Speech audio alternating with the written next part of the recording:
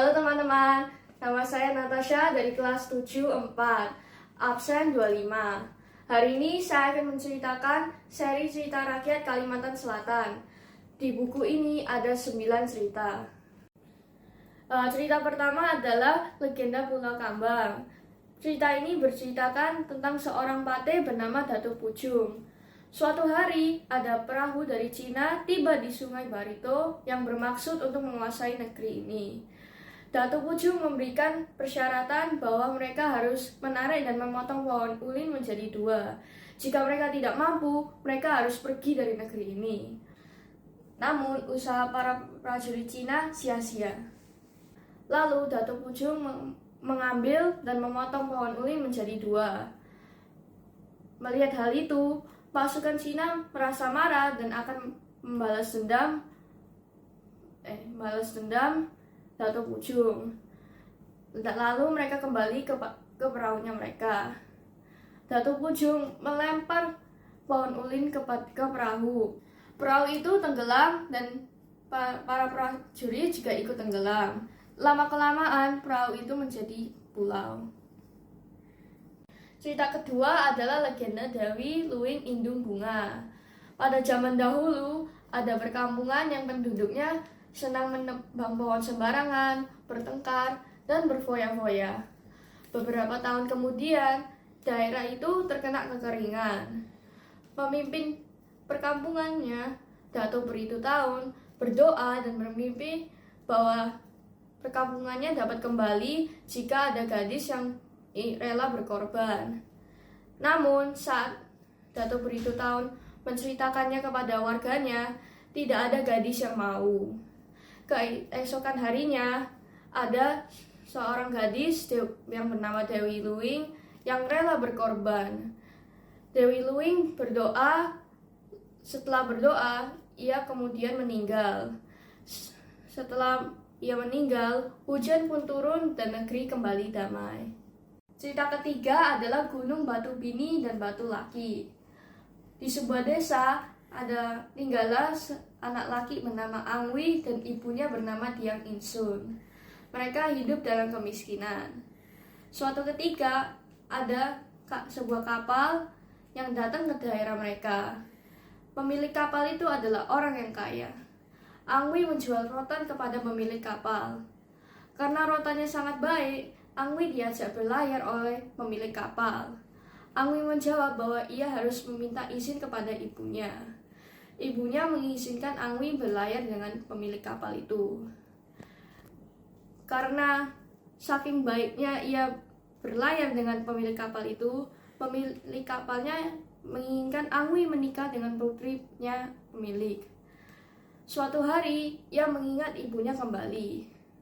Namun, ketika ia kembali ke daerahnya ia merasa malu dengan ibunya dan mengejeknya. Ibunya merasa sedih dan mengutuk Angwi. Kapalnya terbelah menjadi 2. Pecahan kapal itu menjadi Gunung Batu Bini dan Batu Laki. Diang Insun juga menjadi Gunung Elang. Cerita ketiga adalah Gunung Batu Bini dan Batu Laki.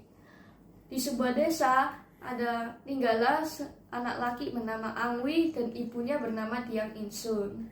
Mereka hidup dalam kemiskinan. Suatu ketika, ada sebuah kapal yang datang ke daerah mereka.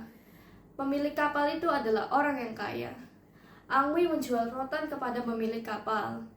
Karena rotannya sangat baik, Angwi diajak berlayar oleh pemilik kapal. Angwi menjawab bahwa ia harus meminta izin kepada ibunya. Ibunya mengizinkan Angwi berlayar dengan pemilik kapal itu. Karena saking baiknya ia berlayar dengan pemilik kapal itu, pemilik kapalnya menginginkan Angwi menikah dengan putrinya pemilik. Suatu hari, ia mengingat ibunya kembali. Namun, ketika ia kembali ke daerahnya ia merasa malu dengan ibunya dan mengejeknya. Ibunya merasa sedih dan mengutuk Angwi. Kapalnya terbelah menjadi 2. Pecahan kapal itu menjadi Gunung Batu Bini dan Batu Laki. Diang Insun juga menjadi Gunung Elang. Cerita keempat adalah kisah Ningranda. Ada seorang gadis bernama Ningranda. Gadis ini sangat berbakat dan tenunannya indah. Di istana, putra raja sedang sakit dan tidak ada orang yang dapat menyembuhkannya. Raja mencari dukun untuk menyembuhkan putranya. Namun, dukun itu tidak dapat menyembuhkan putra raja. Dukun mengatakan bahwa putra raja menghigau dan menyebutkan nama Rangda. Raja mencari Rangda untuk dinikahkan dengan putra raja. Mendengar berita pernikahan, putra raja menjadi sehat dan Rangda mulai menenun baju pengantin. Namun, dalam perjalanan, putra raja mengalami kelelahan dan meninggal. Setelah mendengar berita kematian putra raja, Rangda menjadi sedih. Untuk menghibur hatinya, ia menenun terus sampai bungkuk. Rangda setia menunggu kekasihnya. Cerita kelima adalah Loksinaga. Cerita ini menceritakan tentang keluarga di Kalimantan Selatan yang terdiri atas 2 orang tua dan 1 anak. Setiap hari, kedua orang tua menangkap ikan untuk dimakan. Suatu hari, mereka tidak mendapat ikan sama sekali, tetapi mereka mendapat telur yang besar. Telur tersebut dibuang, namun masuk kembali ke dalam tangguh. Akhirnya, telur dibawa pulang ke rumah dan dimasak. Pada saat itu, anak mereka sedang tidur. Kedua orang tua memakan telur dan menjadi naga. Kemudian, anak mereka terbangun dan merasa terkejut melihat orang tuanya seperti naga. Orang tuanya menenangkan anak tersebut dan berpesan akan melawan naga putih. Jika air sungai putih, mereka menang, dan jika air sungai berwarna merah, mereka kalah. Pada suatu siang hari, hujan turun. Anak itu berlari ke sungai dan melihat air warna sungai putih. Anak itu merasa gembira dan berharap orang tua itu kembali. Namun, orang tuanya tidak berkunjung kembali. Anak itu menunggu sampai akhir hidupnya. Cerita keenam adalah legenda Gunung Batu Bangkai. Ada seorang anak laki-laki bernama Andung. Ia hidup bersama ibunya. Ia mendapat ilmu pengobatan dari ayahnya yang sudah meninggal. Pada suatu hari, saat ia pulang dari hutan, ia mendengar teriakan seseorang. Teriakan itu dari seorang kakek yang kakinya terjepit di pohon. Andung menolong dan mengobati kakeknya. Dan sebagai ucapan terima kasih, kakek tersebut memberi kalung. Kemudian Andung pun berpikir untuk merantau. Andung meminta izin kepada ibunya. Ibunya mengizinkan. Karena kepandaiannya mengobati orang, Andung dipanggil Raja Basilang untuk mengobati putrinya yang sedang sakit. Namun usaha Andung gagal semua.